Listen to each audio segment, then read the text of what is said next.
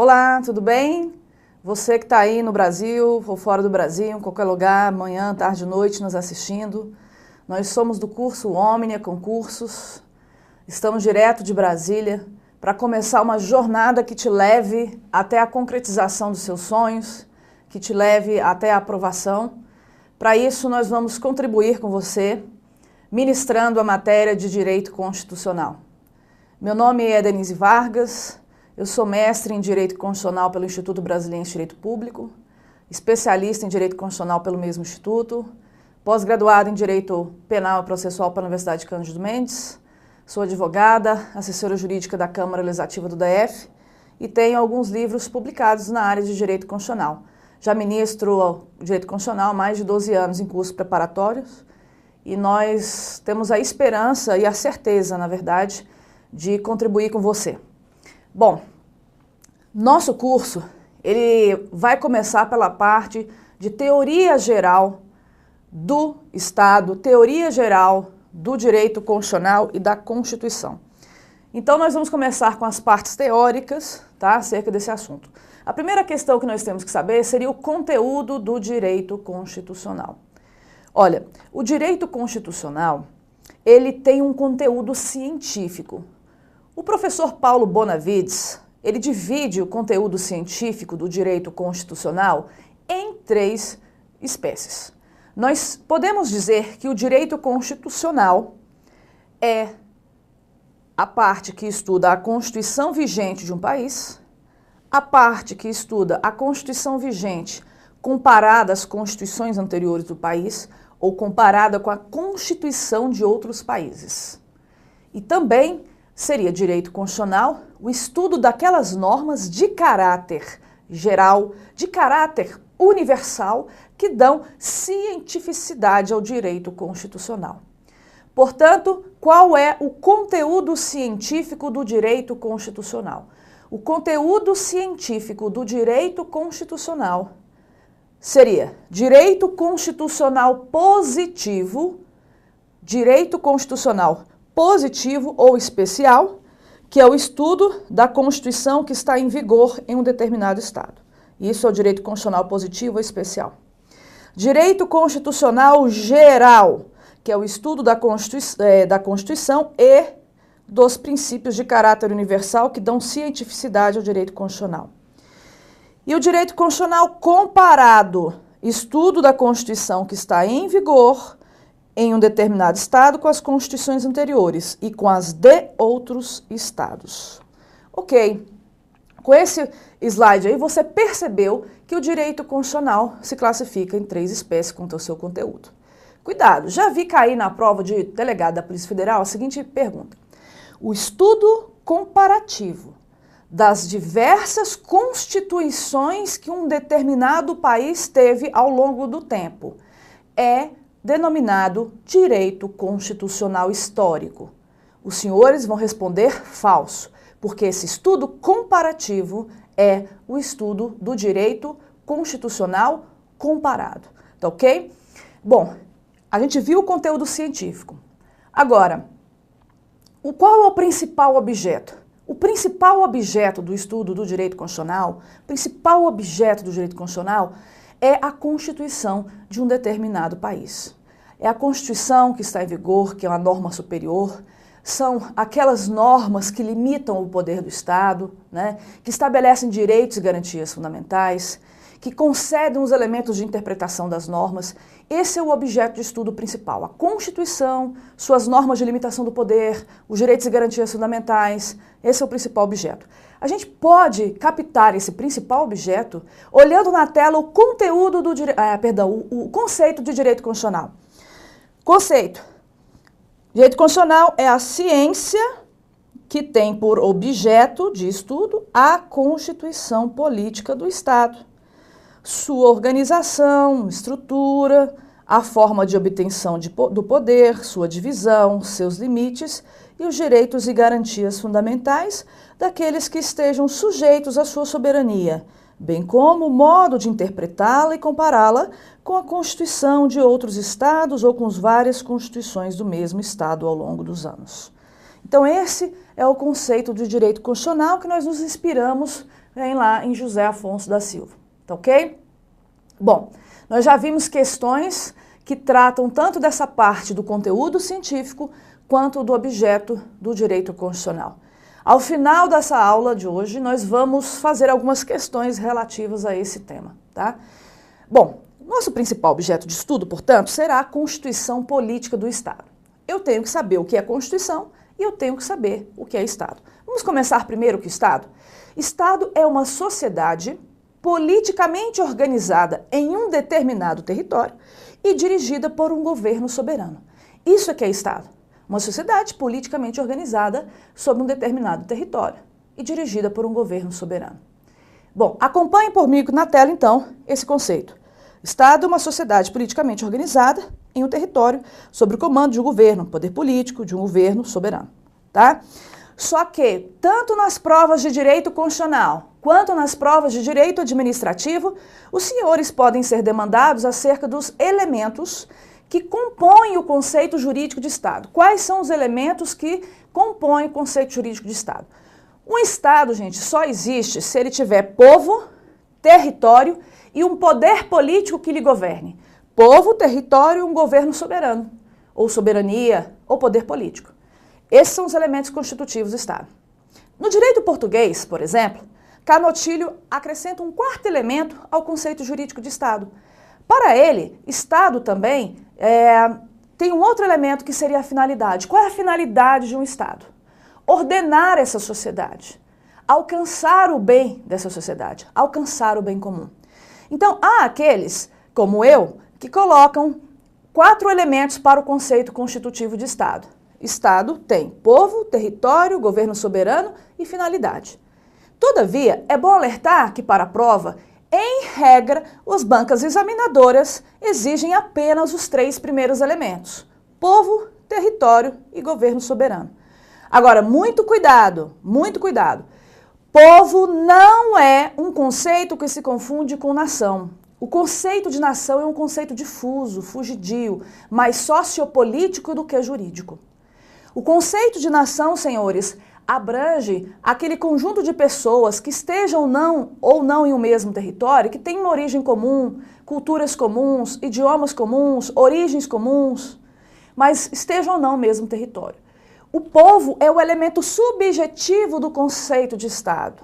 O povo são os nacionais submetidos à soberania daquele Estado dentro do próprio Estado. Tá ok?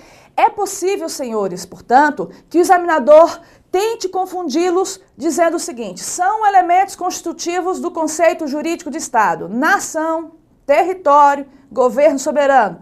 Falso, não é nação, é povo. Tudo bem? Então, nós vamos estudar parte da organização política de um Estado mediante o estudo do direito constitucional. E não seria lógico estudar o direito constitucional sem estudar o que é esse elemento do Estado, tá? Sem estudar Estado e sem estudar a lei que ordena. Tudo bem? Então, a gente viu aqui a parte do Estado. Agora, vamos aqui para a tela para a gente não se confundir mais em concurso. Olha só. Quais são os elementos do conceito jurídico de Estado? Povo e não nação. Território, governo soberano, que pode aparecer em alguns autores como soberania, ou como faz o ministro Gilmar Mendes no seu livro, como poder político.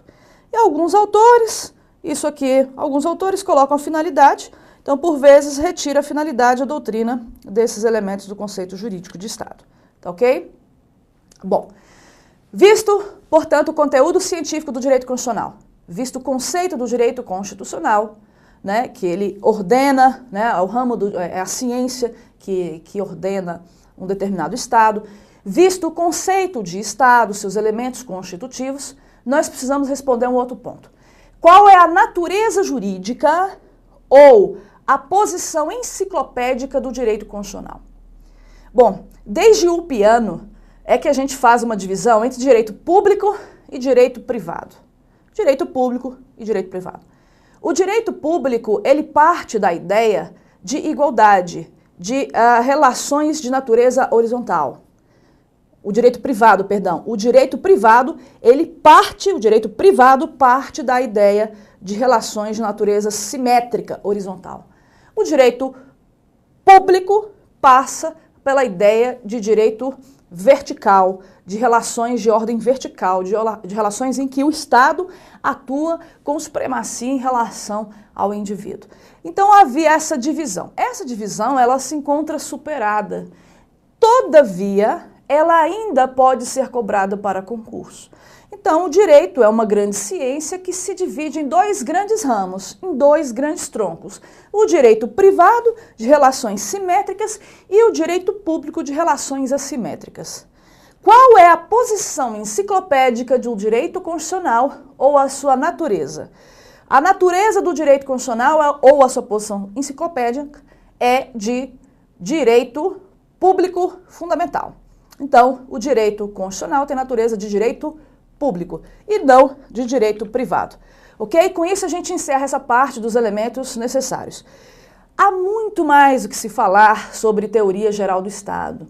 Nós podemos falar sobre os princípios basilares do Estado, forma de governo, sistema de governo, regimes políticos, e isso tudo será falado, senhores, na parte dos princípios fundamentais. Então, na aula de princípios fundamentais, nós iremos aprofundar. Esses elementos teóricos que nós acabamos de falar seriam apenas introdutórios para que a gente possa passar para o próximo assunto, teoria geral da Constituição. Então vamos começar o seguinte, qual é o principal objeto de estudo do direito constitucional?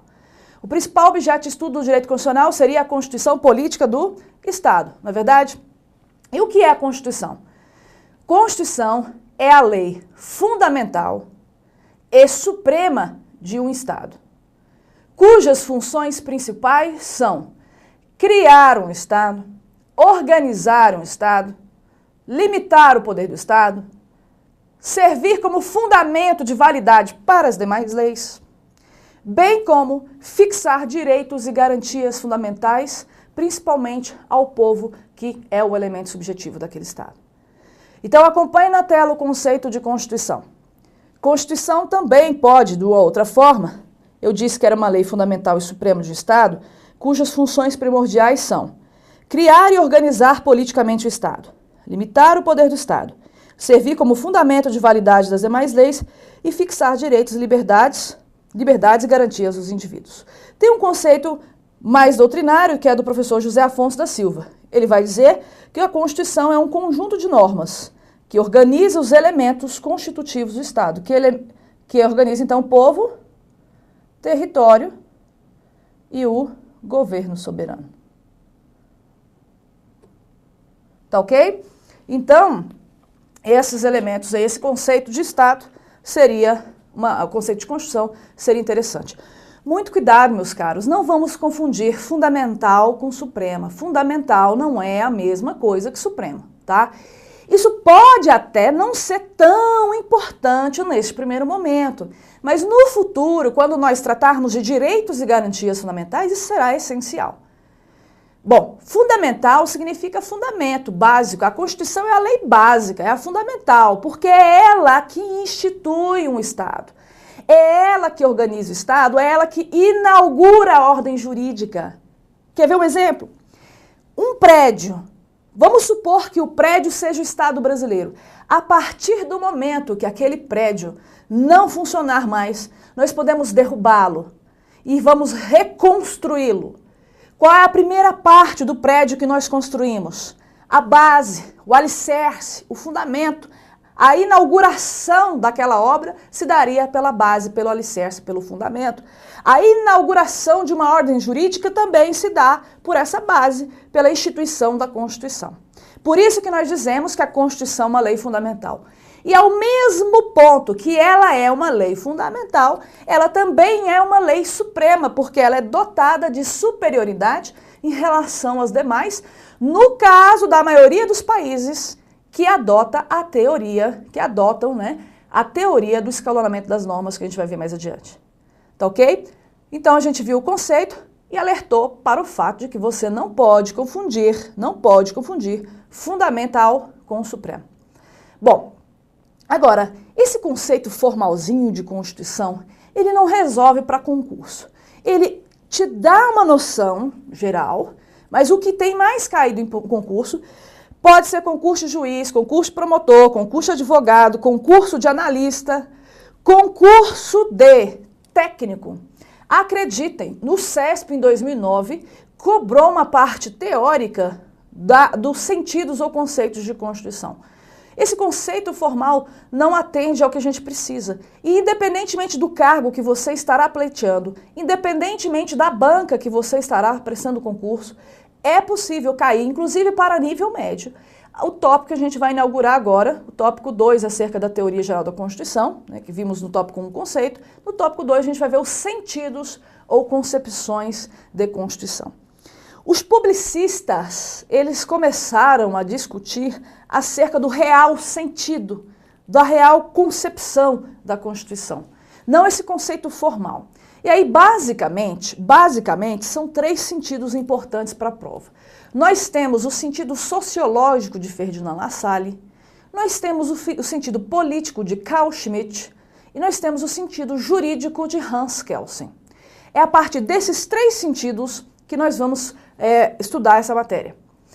Bom, Ferdinand Lassalle, ele fez uma palestra na Alemanha, por volta de 1926, e ele vai chegar à conclusão de que dentro de um país há certas realidades sociais que são dotadas de poder, são dotadas de energia e de capacidade de tomar e impor decisões. E por conta disso, ele chega à conclusão de que Constituição não é um documento qualquer. Constituição é a soma dos reais fatores de poder em uma sociedade. Então, tendo em conta que a Constituição é a soma dos reais fatores de poder de uma sociedade e não aquela folha de papel, o Ferdinand Lassalle vai dizer então o seguinte: Constituição, no sentido sociológico, acompanha aqui na tela. Olha o que ele vai dizer. O poder militar, representado pelas Forças Armadas. O poder social, representado pelos latifundiários. O poder econômico, representado pela grande indústria e pelo grande capital. E, finalmente, ainda que não se equipare aos significados demais, o poder intelectual, representado pela consciência e pela cultura gerais. Esses fatores reais de poder que nós temos na sociedade é que formam a Constituição real do país. Então, esse sentido sociológico de Ferdinand Lassalle diz que as normas que estão contempladas no texto constitucional, elas só se legitimam se há uma correspondência do seu texto com a realidade social. Não havendo essa correspondência, o texto cede em face dessa realidade. Então, o que vale para Lassalle? É o texto ou a soma desses reais fatores de poder? É a soma desses reais fatores de poder que seria a Constituição para o Lassalle. Tá ok? Além desse conceito de Constituição de Lassalle, nós temos o conceito de Carl Schmitt. Carl Schmitt dizia que a Constituição poderia ser vislumbrada no sentido político. Bom, para ele, a Constituição no sentido político é a decisão política fundamental. Vejam bem, eu estou te dando algumas questões de prova com essa frase. Decisão política fundamental. Se for colocado para você decisão política fundamental, só pode ser a Constituição no sentido político de Carl Schmitt.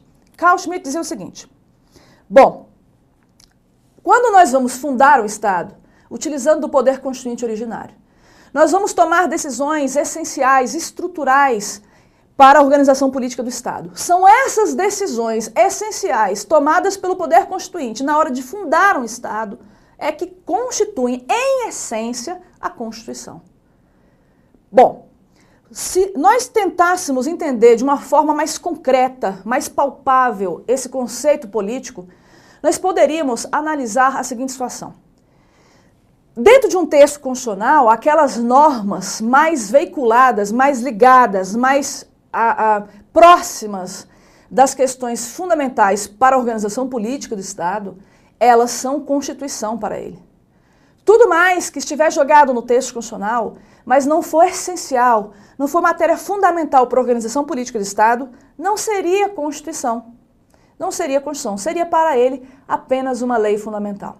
Vamos entender o que o Schmitt diz, olhando aí no nosso quadro, na nossa lousa, olha lá. Então, nós estamos analisando agora o sentido político de Carl Schmitt. Carl Schmitt diz, a Constituição só se refere à decisão política fundamental. Muito importante isso. O que é a decisão política fundamental? A estrutura e órgão do Estado, os direitos individuais, a vida democrática, etc. As leis constitucionais seriam os demais dispositivos inseridos no texto do documento constitucional, mas não contêm matéria de decisão política fundamental. Então, esse é o conceito de Constituição Política de Carl Schmitt.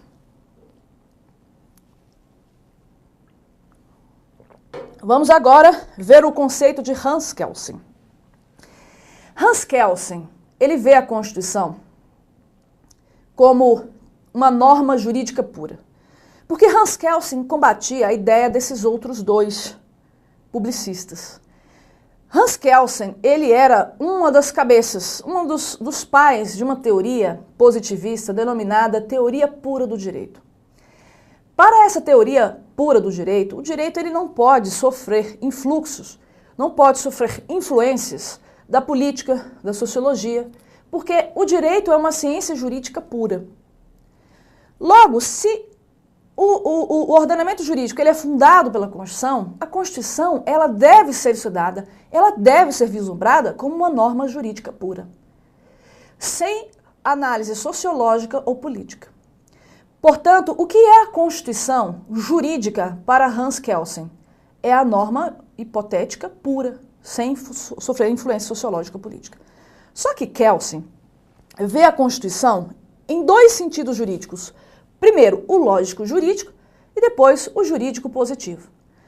No sentido lógico jurídico, ele vai dizer que a norma constitucional, que a Constituição, melhor dizendo, que a Constituição é uma norma hipotética, é uma norma pressuposta, é uma norma imaterial, que serve como fundamento lógico transcendental para a criação da segunda espécie de Constituição, que é a Constituição jurídico-positiva. E a Constituição jurídico-positiva seria a norma das normas, a lei maior, a lei suprema que se encontra no vértice do ordenamento jurídico, que serve como fundamento de validade para as demais leis. Para que a gente possa entender isso, nós teríamos que analisar a teoria do escalonamento das normas de uma forma melhor. Hans Kelsen diz que o ordenamento jurídico não está todo nivelado no mesmo patamar. Nós temos o ordenamento jurídico estruturado em graus hierárquicos. Por exemplo, um ato, quando ele é feito, ele tem que se basar numa lei. A lei que se embasar na Constituição. E a Constituição se embasa onde? E a Constituição que está lá no vértice, se embasa onde? Para não ter que ficar retrocedendo a Adão e Eva, ele vai e cria essa ideia de Constituição lógico-jurídica. É uma norma hipotética, fundamental, que serve como fundamento lógico transcendental de validade das demais leis. Por isso essa filosofia toda aí, para colocar esse conceito de Constituição lógico-jurídica. E a jurídica positiva é aquela que a gente já sabe, que é a norma que está lá no vértice do ordenamento jurídico, que é a lei suprema em relação às demais leis. Para você entender, acompanhe comigo aqui no quadro. Sentido ou concepção de Constituição, vamos aqui no sentido jurídico de Hans Kelsen. Ele coloca o seguinte, no plano lógico jurídico, a Constituição é uma norma fundamental hipotética. Isso no plano lógico jurídico. E no plano jurídico positivo, a Constituição é entendida no sentido material como uma norma positiva, norma posta, criada pelo direito através da qual é regulada a produção das normas jurídicas gerais. Então, no sentido jurídico de Hans Kelsen, a Constituição é uma norma pura, puro dever ser, sem qualquer pretensão a fundamentação sociológica, política ou filosófica, e ela pode ser vista nesse sentido jurídico positivo, lei das leis, no sentido lógico jurídico. Tá ok? Bom, visto aí o conceito de Constituição, visto as concepções de Constituição principal que caem em prova, e vista ainda esses alertas da teoria geral, a gente passa a estudar agora a estrutura da Constituição. No caso da Constituição brasileira, meus queridos, há uma estrutura tríplice. A Constituição, ela é composta pelo preâmbulo, pelo corpo ou parte dogmática, preâmbulo, corpo ou parte dogmática, e pelas disposições transitórias. O preâmbulo, foi o preâmbulo, graças a ele, que eu consegui fazer o curso de Direito. Porque meu sonho era ser jornalista. Mas uma vez, o meu vizinho perguntou para mim, na frente da minha mãe, Denise, você vai fazer vestibular para quê? Aí eu disse, toda empolgada, comunicação, jornalismo. Aí a minha mãe gritou na frente dos meus amigos, comunicação, jornalismo, não! Você é muito feia para ser jornalista. Aí eu saí chorando, fui deitar no meu quarto, lógico, chorando em grande estilo. Deus, ó Deus, onde estás que não respondes? Em que mundo, em que estrela tu te escondes, embuçado nos céus? Fui chorar, declamando Castro Alves. Mas eis que meu vizinho veio e me disse a seguinte informação, Denise, não chore não, não chore. Não chore não, foi daí que surgiu aquela música. Né? E aí, ele me deu um exemplar da Constituição. E eu comecei, naquele momento, quando ele saiu do meu quarto, comecei a ler a Constituição. Eu tinha acabado de clamar por Deus, e quando eu abro o preâmbulo, está lá, nós, legítimos representantes do povo brasileiro, reunidos numa Assembleia Nacional Constituinte, para instituir um Estado Democrático de Direito, que vise isso, aquilo outro, sob a proteção de Deus. Aí eu falei, é um sinal, é um sinal. Aí eu comecei a ler a Constituição, gostei tanto que eu falei, eu vou ser advogada. Então ali, tudo mudou. A minha mãe, que tentou me boicotar, fez um grande favor para mim. Né? Esse preâmbulo, antes de introduzir no corpo da Constituição, nós temos um preâmbulo, que não é uma parte obrigatória, que é um conjunto de normas de natureza política, que apenas precedem o corpo constitucional, para resumir, para sintetizar a forma de criação da Constituição. O preâmbulo não cria direitos e deveres. Há para o Supremo o entendimento majoritário de que ele integra a Constituição, mas não tem natureza jurídica. Então ele não seria necessário nas textos constitucionais, não cria direitos e deveres, mas ele não é irrelevante não, viu? Ele é relevante como elemento de interpretação da Constituição. O fato de ter Deus no preâmbulo da Constituição brasileira é apenas por uma questão histórica, mas não precisa ter Deus nos preâmbulos das Constituições estaduais. A segunda parte da Constituição seria a parte dogmática, que contém as normas constitucionais, né?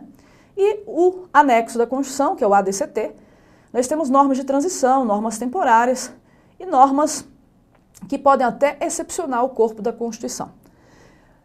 O ADCT, ele pode, em alguns casos, sofrer reforma constitucional, sem nenhum problema, tá? Vamos resumir essa estrutura da Constituição aqui no quadro. Nós temos o preâmbulo, que é um relatório conciso que precede o corpo da Constituição, resumindo o pensamento dominante no processo ativo que culminou com a sua criação. Para Pontes de Miranda, são palavras introdutórias da Constituição. Bom, nessa ação direta de inconstitucionalidade 2076 do Acre, o Supremo Tribunal Federal fixou essas questões que eu falei, que o preâmbulo não é obrigatório, que ele integra o corpo da Constituição, mas que ele não tem natureza jurídica, que não precisaria ter Deus lá, não precisa ter Deus na Constituição, no preâmbulo das Constituições estaduais, porque isso não é inconstitucional. E o preâmbulo, ele apenas resume esse processo de criação da Constituição, ok? Bom, a segunda parte aí na tela, ó, corpo ou parte dogmática. As disposições normativas constitucionais por excelência estão contidas em sua parte dogmática, ou corpo que está entre os artigos 1º ao 250, né? Contém as disposições. E, enfim, o ato das disposições constitucionais transitórias, que eu conceituo aí como conjunto de normas constitucionais temporárias, de transição, ou que excepcionam normas contidas no corpo constitucional. Algumas são de eficácia exaurida, mas muitas podem ser objeto de reforma por emenda constitucional. Bom, daqui a pouquinho, gente, nós voltamos no próximo bloco com um assunto novinho, tá bom? Um abraço.